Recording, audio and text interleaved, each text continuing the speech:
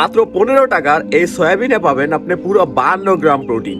এত কম দামে এত হাই প্রোটিন আর কোথাও পাবেন বলে মনে হয় না। তারপরও অনেকে আপনাকে সয়াবিন খেতে নিষেধ করবে, কারণ অনেকে মনে করে যে সয়াবিন খেলে আপনার ইস্ট্রোজেন হরমোন বেড়ে যায় এবং টেস্টোস্টেরন হরমোন কমে যায়, যার ফলে আপনার মেল বুবসের প্রবলেম দেখা দিতে পারে, যেটা কখনো হয় না।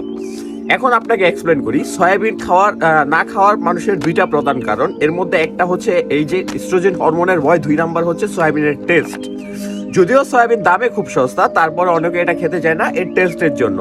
2 নাম্বার, অনেকে একটা মিথ ছড়ায় আছে সোশ্যাল মিডিয়াতে যে সয়াবিন খেলে ইস্ট্রোজেন হরমোন বেড়ে যায় এবং মেল বুবস দেখা দিতে পারে, যেটা মোটেও হয় না।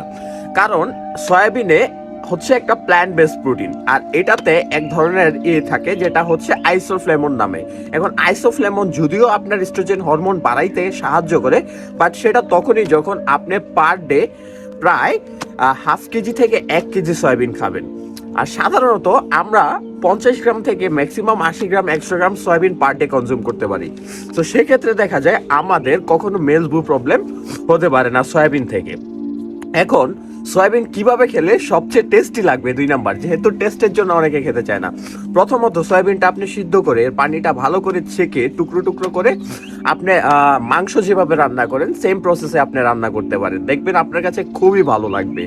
সো নেক্সট ডেতে আমি এটার একটা বিস্তারিত ভিডিও আপনাদেরকে দিয়ে দিব যে কিভাবে আপনি হেলদি ওয়েতে রান্না করেন। এছাড়া আপনি ফ্রাইড রাইস অথবা নুডলস এরকম বিভিন্ন ওয়েতে আপনারা রান্না করতে পারেন, চাইলে সাথে ডিম ইউজ করেও রান্না করতে পারেন।